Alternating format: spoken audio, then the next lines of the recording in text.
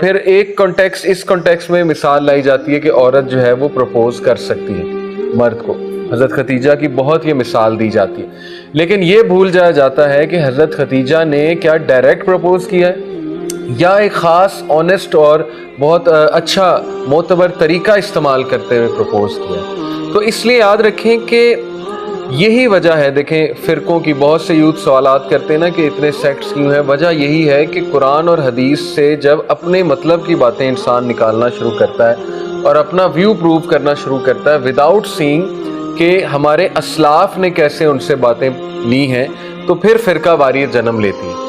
ٹھیک ہے، ہمیں مسلمانوں کا کنسنسس دیکھنا ہے اور صحیح کانٹیکس دیکھنا ہے. تو اینی وے حضرت ختیجہ رضی اللہ عنہا کا قصہ میں آپ کے سامنے رکھتا ہوں. سب سے پہلی بات تو یہ کہ حضرت ختیجہ کا سب سے پہلا انٹریکشن رسول اللہ صلی اللہ علیہ وسلم سے ایسے ہوا کہ حضرت ختیجہ کی جو اولڈر سسٹر تھیں، حضرت ختیجہ کی اولڈر سسٹر نے 2 لوگوں کو ہائر کیا. ایک ینگ مین تھا اور اس کے ساتھ رسول اللہ صلی اللہ علیہ وسلم بھی تھے.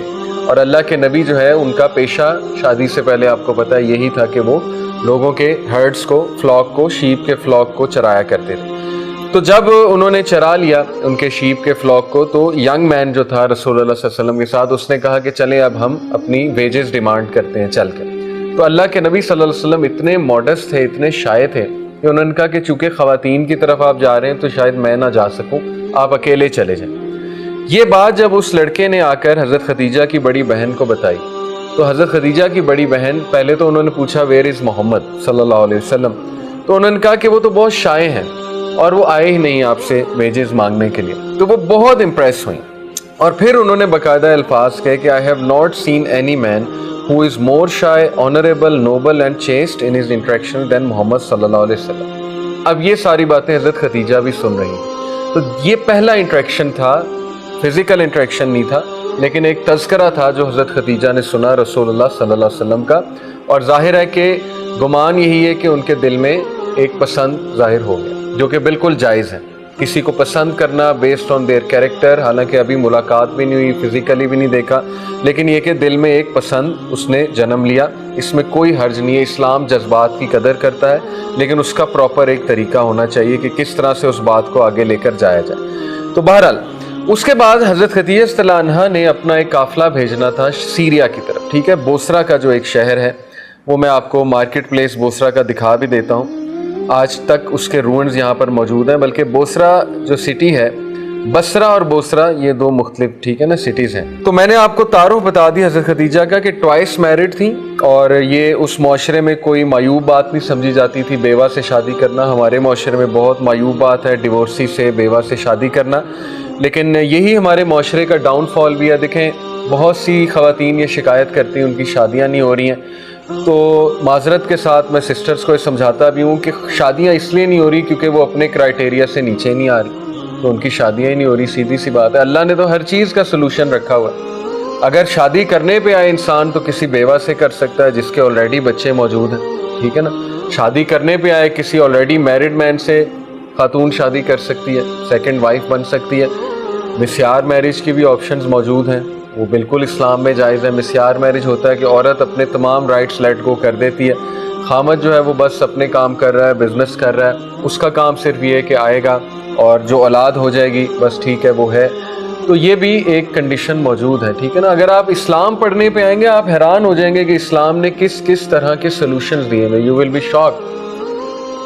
اس حد تک سلوشن موجود ہیں کہ دیکھیں خدا نہ خواستہ اگر کسی بندے کو اولاد نہیں ہو، ٹھیک ہے نا، اس میں کوئی ایشو نکل آیا، انفرٹیلیٹی کا ایشو نکل آیا ہے، تو یہ آپشن موجود ہے کہ وہ کسی بیوہ سے شادی کر لے جس کے بچے ہیں، 2-3 بچے ہیں. اس کو سہارا مل جائے گا اس خامد کا غم پورا ہو جائے گا کہ اس کے وہ بچے وہ اون کر لے گا. ہر چیز کا سلوشن موجود ہے، ہم آتے نہیں ہیں. ٹھیک ہے نا، سیدھی سی بات. تو اس لیے رشتے بھی نہیں ہوتے. لوگ کے کرائٹیریاز بہت اوپر چلے گئے ہیں. ٹھیک ہے نا، عورتوں کی عمر 30 32 سال ہو گئی ہے لیکن ان کا کرائٹیریا ابھی تک یہی ہے کہ فورن نیشنل چاہیے، اکلوتا بیٹا ہونا چاہیے، کوئی اس کے اور بہن بھائی نہیں ہونے چاہیے، باہر کا رہنے والا ہونا چاہیے، بہت کمانا چاہیے. تو یہ تو پھر لیونگ ان فولس پیراڈائز ہے. اس طرح تو پھر شادی کبھی بھی نہیں ہوگی. ٹھیک ہے، تو اس لیے یہ دیکھیں کہ رسول اللہ صلی اللہ علیہ وسلم ایون دو وہ کوارے تھے لیکن انہوں نے بالکل ہیزیٹیٹ نہیں کیا. ابھی میں آپ کو آگے بتاتا ہوں. جب رشتہ ان تک آیا بالکل ہیزیٹیٹ نہیں کیا. انہوں نے کہا کہ बिल्कुल मैं अपने अंकल से मशवरा करूंगा। और इस बात को देखा तक नहीं कि वो 2 बार विडो हैं। तो एनीवे हज़रत खदीजा रज़ियल्लाहु अन्हा ने जब रसूलुल्लाह सल्लल्लाहु अलैहि वसल्लम को हायर किया, किस बात पे हायर किया? उनकी ऑनेस्टी से इंस्पायर होकर। हालांकि रसूलुल्लाह के पास कोई एक्सपीरियंस नहीं था ट्रेडिंग का, बिजनेस का, शेफर्ड थे। इससे एक पॉइंट ये साबित होता है कि शरीयत में याद रखें एक्सपीरियंस से ज़्यादा कैरेक्टर देखा जाता है, रेशो होती है। लेकिन हज़रत खदीजा रज़ियल्लाहु अन्हा ज़ाहिर है कि वो रसूलुल्लाह सल्लल्लाहु अलैहि वसल्लम से इतनी इम्प्रेस थी कि उन्होंने रसूलुल्लाह सल्लल्लाहु अलैहि वसल्लम को कहा कि 50-50 जो है वो हम करेंगे, यानी 50% आपका, चूँकि आप मेन काफिला लेकर जा रहे हैं, लेकिन चूँकि इन्वेस्टमेंट मेरी है तो 50% जो है वो मेरा होगा। तो 50-50 की जो है वो डील हुई है। हज़रत खदीजा रज़ियल्लाहु अन्हा ने अपने एक स्लेव को रसूलुल्लाह सल्लल्लाहु अलैहि वसल्लम के साथ भेजा, और वो स्लेव का नाम भी यहाँ पर मेंशन है। बहरहाल तो नाम भी मैं आपको बताता हूँ। यस, मैसरा उनका स्लेव था, सर्वेंट था, और मैसरा रसूलुल्लाह सल्लल्लाहु अलैहि वसल्लम के साथ गया।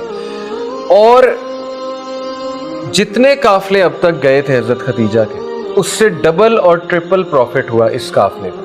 और ऑब्वियस सी रीज़न है कि जिस भी काम में हमारे नबी शामिल हो जाते थे उसमें बरकत ऑटोमेटिकली आ जाती थी। लेकिन मेन बरकत की वजह यह भी थी कि रसूलुल्लाह सल्लल्लाहु अलैहि वसल्लम की जो सच्चाई थी, ऑनेस्टी थी, जो डिग्निटी थी, ये नबूवत से पहले उनमें मौजूद है। अल्लाह के नबी सल्लल्लाहु अलैहि वसल्लम, देखे ना हदीस में आता है ना कि अल्लाह looked at the hearts of all the people and he found the heart of Mohammad सल्लल्लाहु अलैहि वसल्लम द बेस्ट। पता आपको सही हदीस। और मोहम्मद सल्लल्लाहु अलैहि वसल्लम के बाद फिर ये कि अल्लाह ने हार्ट्स देखे और सहाबा के he found to be best. बाकी अंबिया के भी बेस्ट हैं रसूलुल्लाह के साथ, लेकिन रसूलुल्लाह सल्लल्लाहु अलैहि वसल्लम के बाद सहाबा के बेस्ट हैं, और अंबिया के तो रसूलुल्लाह के साथ ही बेस्ट हैं। तो जिसका हार्ट अल्लाह ने बेस्ट देखा उसको रसूलुल्लाह का सहाबी बना दिया। एवरीथिंग इज प्लान्ड, ये बात आप याद रखें, ठीक है। अल्लाह ताला की प्लानिंग है बड़ी, लेकिन इसका ये मतलब नहीं है कि फ्री विल नहीं है, ये अल्लाह ताला का कामिल नॉलेज है। तो अल्लाह के नबी का हार्ट चूँकि बेस्ट था, इसलिए हमारे नबी सल्लल्लाहु अलैहि वसल्लम कामिल इंसान है। तो एनीवे अल्लाह के नबी सल्लल्लाहु अलैहि वसल्लम जब वापस आए और डबल ट्रिपल प्रॉफिट देखा हज़रत खदीजा ने, तो मैसरा ने इतनी तारीफ़ की रसूलुल्लाह सल्लल्लाहु अलैहि वसल्लम की। उसने कहा कि इस शख्स ने कोई कसर नहीं छोड़ी मेरा ख्याल रखने में, मेरे साथ शेयरिंग की, इन्होंने मेरे साथ बहुत अच्छे से पेश आए। याद रखें, किसी शख्स के साथ आपने अगर ट्रैवल नहीं किया तो आप उसको नहीं जानते। हज़रत उमर रज़ियल्लाहु अन्हु को एक शख्स ने कहा कि फ़लाना बंदा बहुत अच्छा है। हज़रत उमर ने कहा क्या तुमने उसके साथ ट्रैवल किया है? उन्होंने कहा नहीं। क्या तुमने उसके साथ खाना खाया? उन्होंने कहा नहीं। क्या तुम उसके नेबर रहे हो, उसके करीब रहे हो? नहीं। तो फिर कहा तुम उसे नहीं जानते। बहुत इसमें हिकमत की बात है, बहुत वाइज बात है, ठीक है। ट्रैवल में बहुत कुछ पता लगता है। ट्रैवल में पता लगता है अगला बंदा कितना सेंसिटिव है, एम्पैथेटिक है, अगला बंदा कितना केयरिंग है, अगला बंदा टीम प्लेयर है कि नहीं है। कई लोग आप देखिए ट्रैवल में टीम प्लेयर बनना पड़ता है। एक बंदा जो लोन वुल्फ है, अलग अलग रह रहा है, तो फिर इसका मतलब ये है कि वो काफिले के साथ चल ही नहीं सकता। काफिले के साथ स्लो पेस पे चलना पड़ता है। इवन दो आप बहुत ज़्यादा हाई पेस वाले खुद होंगे, लेकिन आपको एडजस्टमेंट करनी पड़ती है, ठीक है। तो ये बहुत सी बातें ट्रैवल के दौरान पता लगती है। तो उसने बहुत तारीफ़ की रसूलुल्लाह सल्लल्लाहु अलैहि वसल्लम की, और हज़रत खदीजा ने जब ये तारीफ़ सुनी तो ज़ाहिर है उनका दिल मज़ीद इस तरफ माइल हुआ, और फिर रसूलुल्लाह सल्लल्लाहु अलैहि वसल्लम को उन्होंने प्रपोज़ल भेजने का फ़ैसला किया।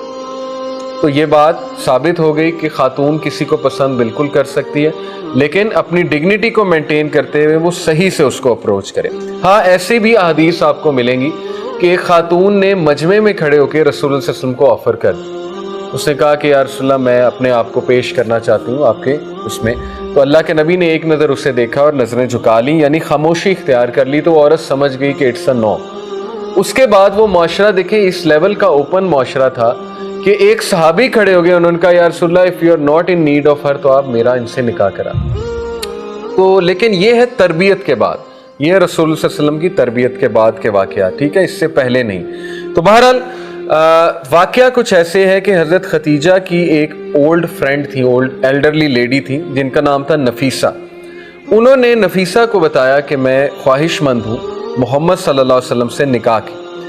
तो हज़रत नफीसा जो नफीसा थी वो रसूलुल्लाह सल्लल्लाहु अलैहि वसल्लम के पास डायरेक्ट चली गई। अब चूँकि वो एल्डरली लेडी थी, तो ये बात याद रखें कि हज़रत खदीजा डायरेक्ट नहीं आई, बल्कि एक एल्डरली लेडी को भेजा उनकी तरफ। नफीसा ने डायरेक्ट बात कर ली कि मोहम्मद सल्लल्लाहु अलैहि वसल्लम, आप शादी क्यों नहीं करते?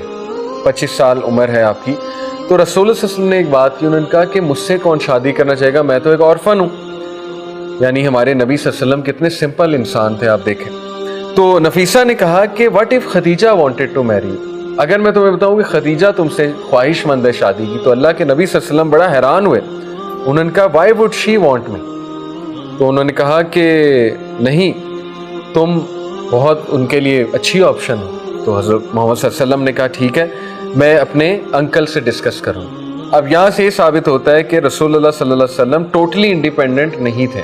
ایون دو وہ کما رہے تھے، ٹھیک ہے، ایون دو ان کے والدین نہیں تھے، ان کے پاس پورا رائٹ تھا ہاں کرنے کا، لیکن یہ کہ انہوں نے پھر بھی کہا کہ میں اپنے انکل کو اس میں شامل کروں، میں ان کی اجازت لوں گا. تو یہاں سے ثابت ہوتا ہے کہ بڑوں کو مشاورت میں شریک کرنا یہ بہت اچھی بات ہے. ابن اسحاق لکھتے ہیں کہ شادی 3 ماہ بعد ہو گئی. بوسرا کا ٹرپ جو تھا اس کے 3 ماہ بعد رسول اللہ صلی اللہ علیہ وسلم کی شادی ہوئی. تو اس کا بڑا زبردست پھر واقعہ پورا آتا ہے. خطبہ نکاح بھی تھا شادی میں. عرب جو ہے نا وہ یاد رکھیں اللہ پر یقین رکھتے تھے، اللہ کا نام لے کر ہر کام شروع کرتے تھے. ان کا جو شرک ہے وہ اللہ کے ساتھ شریک ٹھہرانا. یہ بڑا امپورٹنٹ پوائنٹ ہے، میں نے آپ کو پہلے بھی بتایا تھا.